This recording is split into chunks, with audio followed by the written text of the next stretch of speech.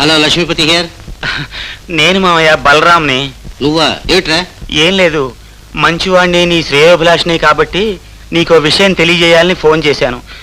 ఎంత చెడ్డా మనం ఒకటే కదా మామయ్య. ఏమిటి నాయనది? ఇక్కడ శాంతి ప్రవర్తన ఏం బాగోలేదు మామయ్య. ఆ కొత్త మేనేజర్ గోపితో సినిమాలకి షికార్లకి తిరుగుతోంది. వర్కర్లంతా నానా రకాలుగా చెప్పుకుంటున్నారు. నా కడుపు తరుక్కుపోతోంది మామయ్య. ఇది నీకు అప్రతిష్ట తెచ్చే విషయం కదా అని ఫోన్ చేశాను. Thank you. అదేదో నేను కనుక్కుంటాను, తమరు మాత్రం ఇందులో తాళదూర్చొద్దు. Thank you for your information. మగజాతిని ద్వేషించే శాంతి గోపితో షికార్లకు వెళ్తూ ఉందంటే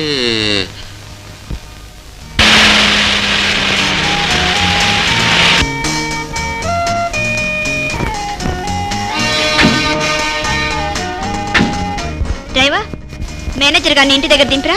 అక్కర్లేదులేండి, నేను పెడతాను. దింపొస్తే నా కారే అరిగిపోదులేండి. నడిస్తే నా కాళ్ళు అరిగిపోవులేండి.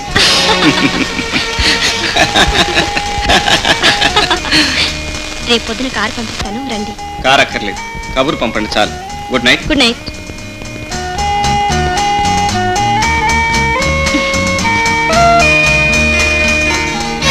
Hi daddy, ఎప్పుడొచ్చారు?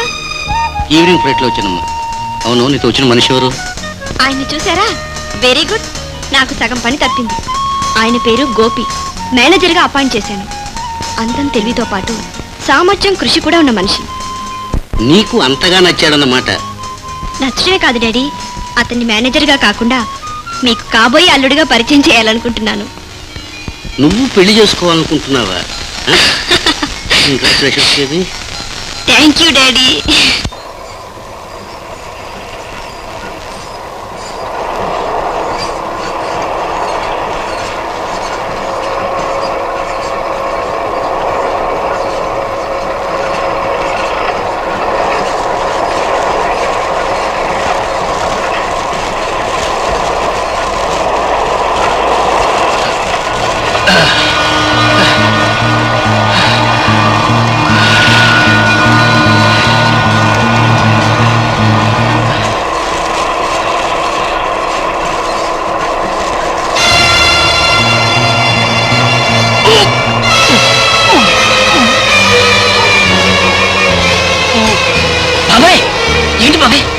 ఏమైంది బాబాయ్? ఏమైంది బాబాయ్? ఏమైంది? రక్తం బాబాయ్.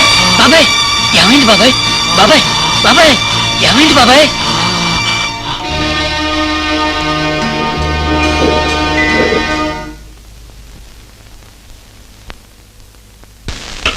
ఒక ఊపిరితిత్తు బాగా దెబ్బతింటదమ్మా. అలాగా? ప్రస్తుతానికి బలమైన మందులు ఇస్తాను, కానీ వీలైనంత వెంటనే ఆపరేషన్ చేయించాలి, లేకపోతే చాలా ప్రమాదం. మద్రాసులో నాకు తెలిసిన స్పెషలిస్టులు కొంతమంది ఉన్నారు, తీసుకెళ్ళి అక్కడ ఆపరేషన్ చేయించాలి. అయితే చాలా ఖర్చు అవుతుంది. మరి ఎంత ఖర్చు అయినా సరే నాన్నే బ్రతికించుకుంటాను డాక్టర్. అమ్మ అని పిలిచే అదృష్టానికి దూరమైన మేము నాన్నకు కూడా దూరం కాకూడదు. వస్తాను డాక్టర్.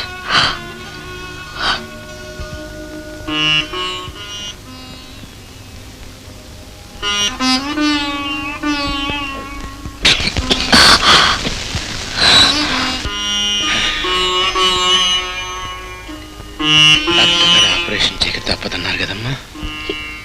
ఎవరు చెప్పారు నాన్న? పిచ్చి తల్లి, కళ్ళల్లో ఈ నీళ్లు, ముఖంలో ఆ బాధ భయం చూస్తే వెళ్ళి చెప్పాలా? నేను పని చేసి ఎంత అలాగానే నాకు మరమ్మతు వచ్చిందన్నమాట. నాన్న,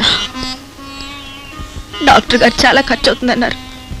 పర్వాలేదులేమ్మా, లక్ష్మీపతిని అడుగుదాం. వాడు నా మాట కాదండు. నేనంటే వాడికి ప్రాణం. అమ్మా, ఒకసారి నేను వెళ్ళొస్తాను. నువ్వు వద్దు నాన్న, ఈ పరిస్థితుల్లో నువ్వు లేచి తిరగకూడదు. నేనే వెళ్ళి మాట్లాడొస్తాను. నువ్వు పడుకో. గీతా,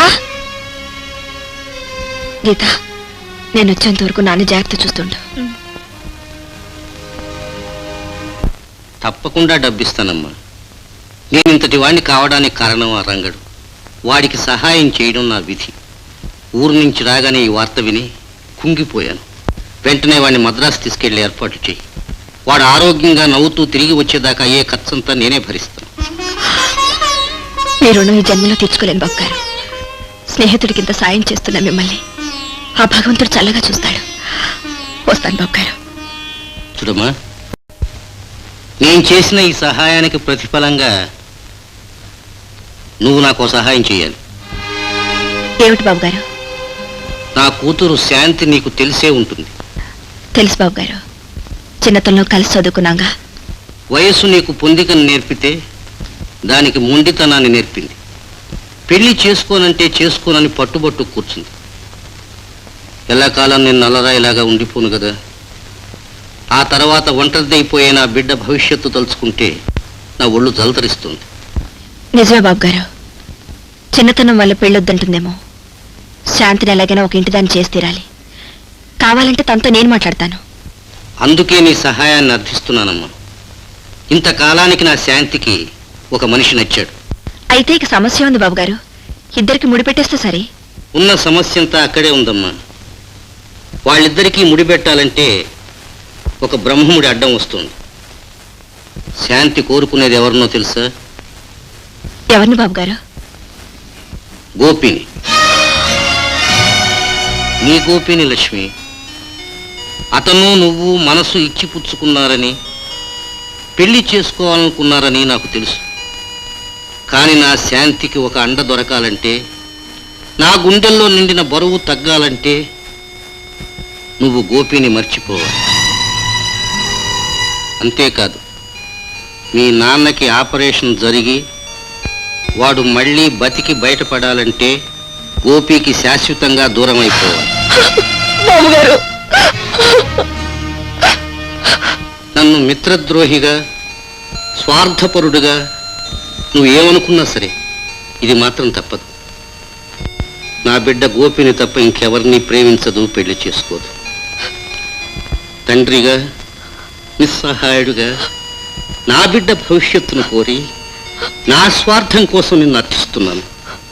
ఇది కోరకూడని కోరికని తెలిసి కూడా కోరుతున్నాను. బాగా ఆలోచించుకో.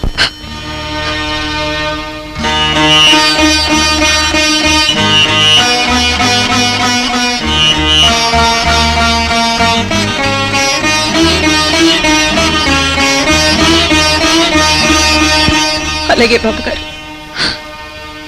నా నిర్ణయం ఇద్దరి తండ్రుల బాధను తీరుస్తుందంటే అలాగే శాంతి పెళ్లికి వెంటనే ముహూర్తం పెట్టించండి. చిన్నతనంలో నక్షత్రాలను కోసుకుని తనలో తురుముకోవాలని ఆశపడ్డాను. ఆ ఆశ ఎలా తీరలేదు. ఒక మంచి మనిషికి ఇల్లాలి కావాలన్న కోరిక అలా తీరలేదనుకుంటాను. గోపిని మర్చిపోతాను, శాశ్వతంగా మర్చిపోతాను. ఏమ్మా, నువ్వు వెళ్ళిన పని ఏమైంది? ఆయన డబ్బిస్తానన్నారు నాన్న. నాకు తెలుసమ్మా, వాడు తప్పకుండా ఇస్తాడు. కష్టాల్లో ఉన్న వాళ్ళందరినూ ఆదుకున్నాడు, అండగా నిలిచాడు. చిన్నప్పటి స్నేహాన్ని మర్చిపోని దేవుడమ్మా వాడు.